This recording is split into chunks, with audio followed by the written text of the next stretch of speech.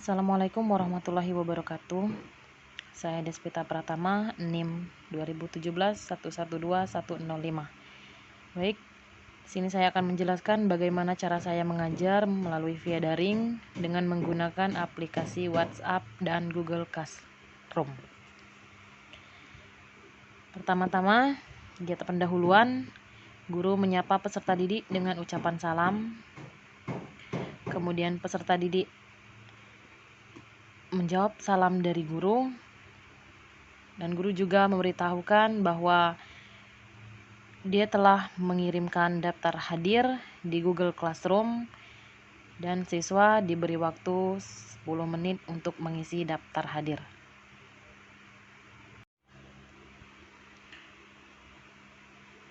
Kemudian guru mengecek daftar hadir dari siswa.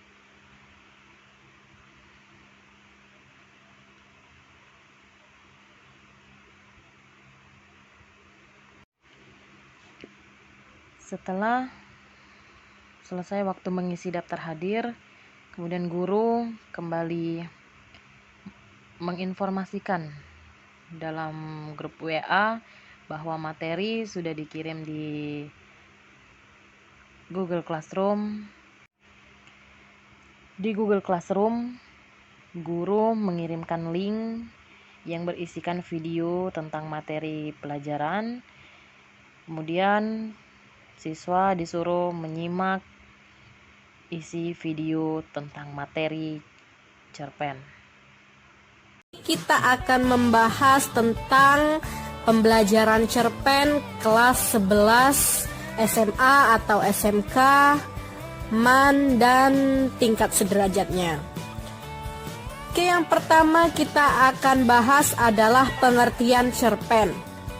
Cerpen merupakan suatu bentuk cerita fiktif yang cenderung singkat dan padat, yang memaparkan kisah atau cerita mengenai manusia beserta seluk-beluknya. Seluk-beluknya di sini maksudnya adalah segala permasalahan manusia. Jika kita ingin membuat cerpen, bisa kita ambil dari mulai permasalahan sisi ekonominya misalkan, atau sisi percintaannya, atau sisi persahabatannya. Itu bebas, tergantung penulis akan mengangkat tema seperti apa di dalam cerpennya. Lalu cerpen biasanya kurang dari 10.000 kata atau kurang dari 10 halaman saja. Tidak panjang-panjang. Kalau ceritanya panjang lebih dari 10.000 kata atau lebih dari 10 halaman, nanti akan jadi mirip dengan novel yang lebih besar ceritanya. Kita akan membahas unsur intrinsik dan unsur ekstrinsik dalam cerpen. Jadi ada unsur intrinsik, ada unsur ekstrinsik. Yang perlu diingat, kalau intrinsik diawali dengan itu adalah unsur yang membangun dari dalam karya sastra itu sendiri. Kalau unsur ekstrinsik itu diawali dengan kata X, artinya unsur dari luar yang mempengaruhi terbentuknya karya sastra itu sendiri. Oke, jadi itu adalah perbedaan antara unsur intrinsik dan unsur ekstrinsik. Kalau berarti dari dalam, kalau X berarti dari luar.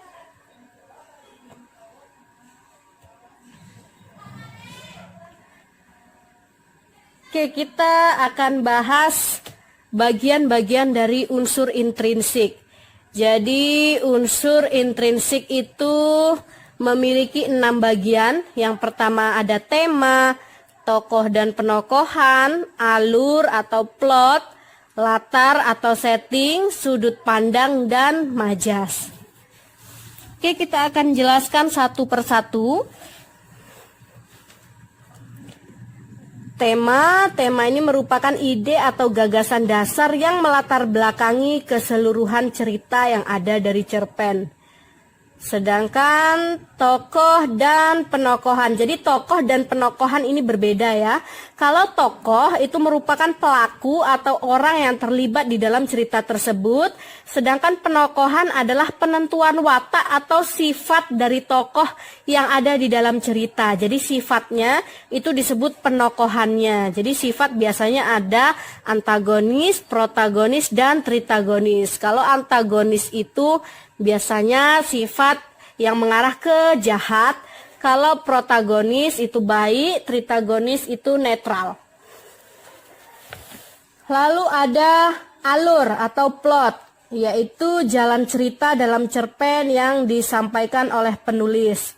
Alur ini terbagi menjadi 3, ada alur maju, ada alur mundur, dan ada alur bolak-balik. Lalu ada namanya latar atau setting. Latar ini mengacu pada tempat, waktu, dan suasana dalam cerpen. Jadi latar itu terbagi menjadi latar tempat, tempatnya di mana, di rumah, atau di sekolah, atau di halaman, atau di puncak gunung, seperti itu. Lalu ada latar waktu, waktunya pagi hari, siang hari, atau sore hari, atau malam hari, atau tengah hari. Lalu ada namanya latar suasana. Suasananya mungkin hening, mencekam, atau ramai, dan lain sebagainya.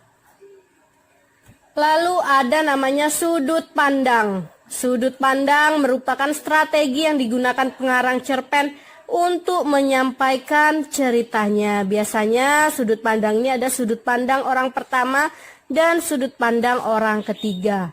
Kalau sudut pandang orang pertama, biasanya karyanya ditandai dengan kata aku, saya, kami. Jadi si pengarang terlibat langsung di dalam cerita tersebut.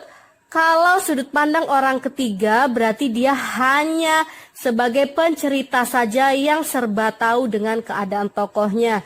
Biasanya ditandai dengan kata dia dan mereka.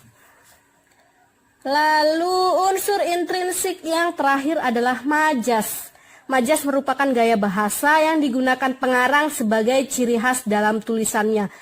Pembelajaran tentang majas atau materi tentang majas ini sangat banyak sekali karena majas ini terbagi-bagi menjadi beberapa bagian.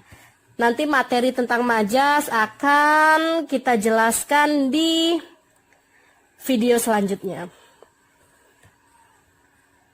Lalu kita masuk ke bagian unsur ekstrinsik. Oke, unsur ekstrinsik.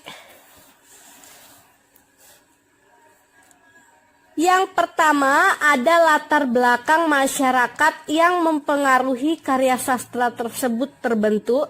Lalu ada latar belakang penulis yang mempengaruhi tulisannya atau yang mempengaruhi karyanya. Jadi latar belakang masyarakat ini merupakan faktor lingkungan masyarakat sekitar yang mempengaruhi penulis dalam membuat cerpen. Dan latar belakang penulis ini faktor dari dalam diri penulis sendiri yang mendorong penulis dalam membuat cerpen.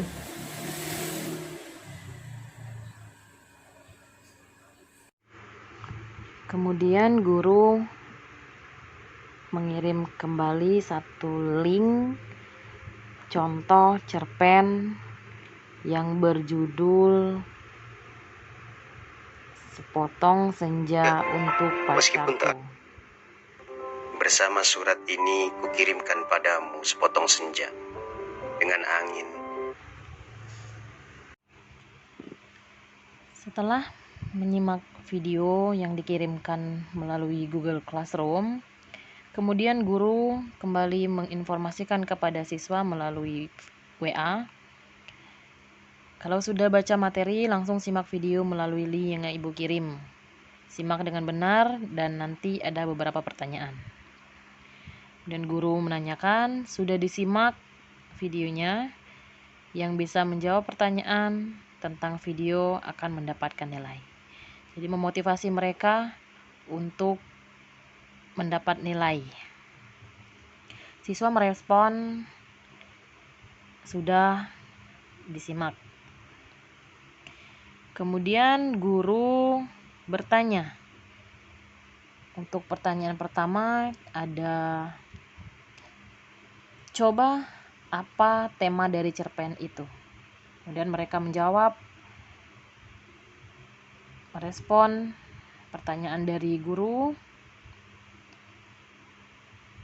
tentang tema dari cerpen tersebut. Kemudian pertanyaan kedua, guru bertanya tentang siapa saja tokoh yang ada di dalam cerpen. Dan siswa menjawab beberapa tokoh yang ada di dalam cerpen tersebut. Setelah guru memberikan beberapa pertanyaan kepada siswa dan mereka sudah paham mengenai materi yang telah disampaikan, guru menutup pelajaran hari ini dengan melalui WA. Baiklah anak-anak, waktu pelajaran hari ini sudah selesai. Kita lanjutkan minggu depan. Diingatkan lagi untuk tugas yang belum kumpul, silahkan dikumpulkan. Terima kasih untuk hari ini. Selamat melanjutkan aktivitas dan wassalamualaikum warahmatullahi wabarakatuh. Siswa merespon dengan menjawab salam dari guru untuk mengakhiri pelajaran pada hari ini.